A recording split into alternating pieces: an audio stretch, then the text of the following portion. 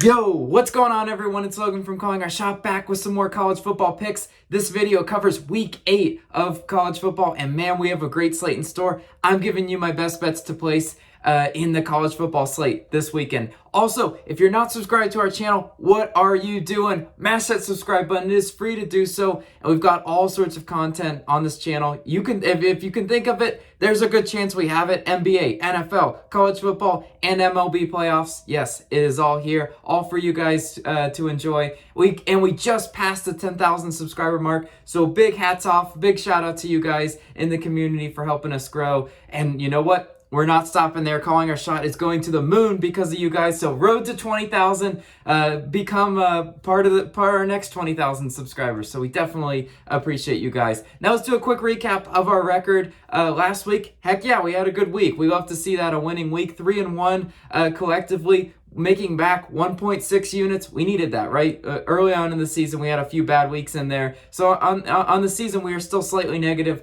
but I feel another good week in store. And where are we starting? We are starting in the ACC, Clemson versus Pitt, and I'm taking Clemson spread plus 3.5 on MGM, minus 110 odds on this one. And I feel like there's going to be a lot of people taking Pitt spread. Early on at the time I'm recording this video, about 2/3 of the bets are on Pitt to cover this 3.5 point spread. But I'm just going to say not so fast on this one. Take out my Lee Corso pencil, not so fast. Clemson has been abysmal against the spread this year, right? 0-7 in their last 7 games against the spread. They have not covered since December of 2020. So, Logan, you're asking me to pick a team that hasn't covered the spread in a hot minute? Yeah, you know what? I am, because simply because this is Clemson's game to come out and remind people that they still are a premier team in the ACC, despite, just having a really down year, not looking very impressive versus their opponents, even when they are favored by, bigger numbers. Their offense has been atrocious this year. We can't hide from it, right? 113th in scoring, 107th in passing yards, 83rd in rushing yards. Yeah, this is a team that struggled on the offensive side of the ball. Everyone thought, take out Trevor Lawrence, pluck in DJ, and the offense is still going to be humming. Well, not quite the case. But against Pitt, you know what? They easily could. Pitt's offense, now if you're looking at it, Pitt's offense, really good offense on the year, right? We know it. 2nd in scoring, 5th in passing yards, 54th in rushing yards. So there's definitely a disparity here. Now I ask you, why is the spread pretty much a field goal, right? 3.5 on this book, 3 on other books. It's just because it's one of those games that Clemson's going to have some pride, right? Their defense, 2nd in scoring defense, 32nd in passing yards, and 28th in rushing yards. Their defense should be able to keep them in this game despite Pitt's high-scoring offense. And are we ready to just go ahead and take off the crown off of Clemson and put it onto Pitt as far as the ACC? I'm not ready for that, right? I really am not. We know Pittsburgh's got a top 30 offense, and Clemson has a ton of injuries on the year.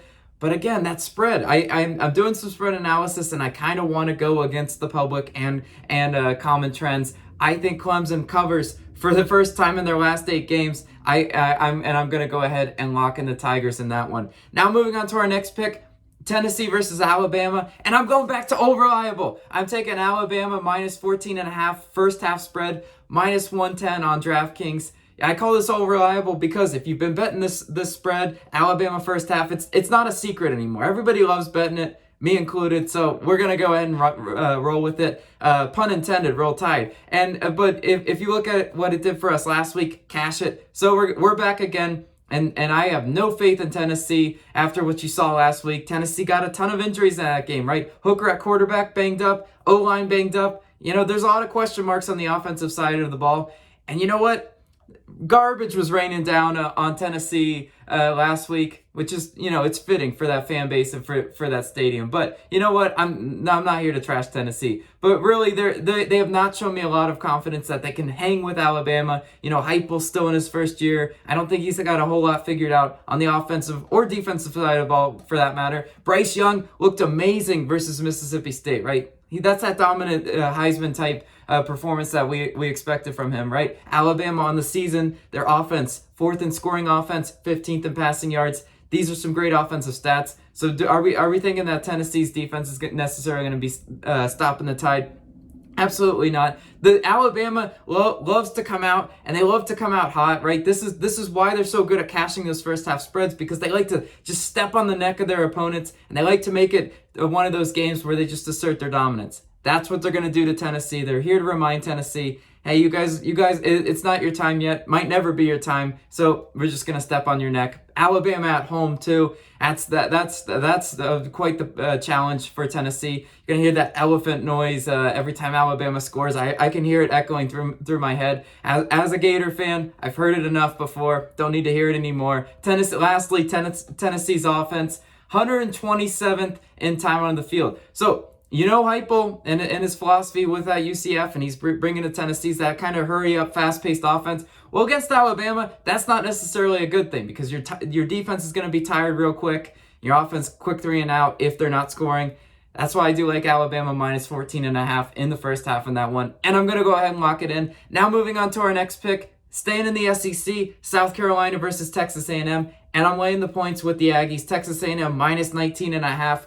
Minus 110 on FanDuel. Look, Texas A&M been stringing together some wins, right? They beat down Missouri, and they did beat Alabama, as I just talked about. So I'm liking what I'm seeing from Texas A&M, and I'm not liking what I'm seeing from South Carolina one bit, right? First and foremost, if you're looking through the box scores and you're like, South Carolina versus Vanderbilt. Oh yeah, South Carolina won, but they won by 1. Look, Vanderbilt is a terrible team. They're just a terrible team. They're one of those teams that, yes, they play in the SEC, but they really should be treated as one of those non-conference opponents that you just beat up on to feel good about yourself, right? And they were beaten badly by Tennessee as well. So South Carolina does not have an impressive season so far, and here they are traveling to Kyle Field, one of the better atmospheres to play in college football. I'm not seeing it from South Carolina in this one. South Carolina 1-9 against the spread and their last 10 versus SEC opponents.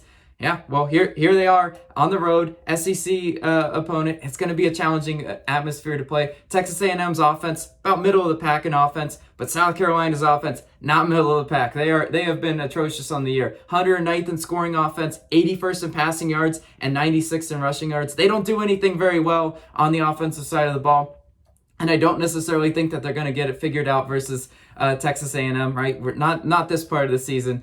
Also, what's worth noting is the turnovers, right? We know in college football, turnovers play a huge role, more so in college than the pros. But look, South Carolina is averaging about 1.5 turnovers per game. Texas A&M, only a half a turnover per game. So if Texas A&M's taking care of the ball, maybe South Carolina's trying to do a little too much.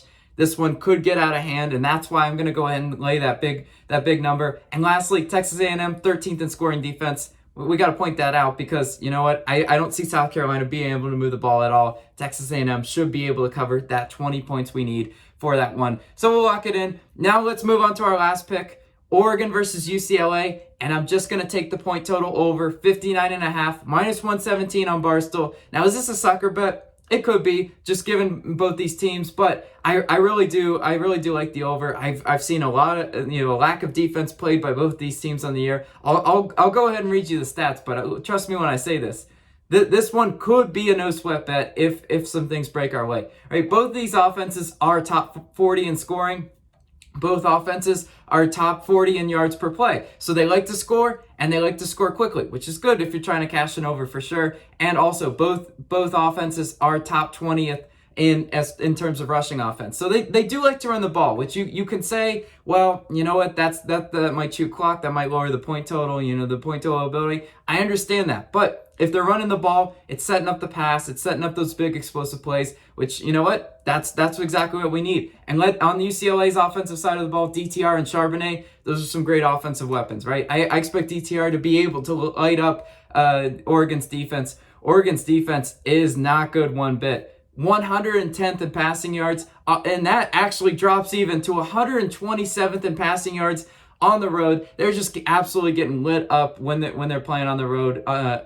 Defensively, that's wonderful news for over. Also, Oregon's defense, 80th in yards per play on the road. So they do give up those explosive plays, as I was talking about, and that's what we need in order to cash that over bet. Well, now let's look at UCLA, 122nd in terms of passing yards defense. That's not great either. So you got two defenses that really have not been able to stop the pass. I expect both offensive coordinators to be able to look at that and say, yeah, we can run the ball and we will run the ball, but those explosive plays will be there. UCLA's defense at home, 107th in scoring and 104th in yards per play.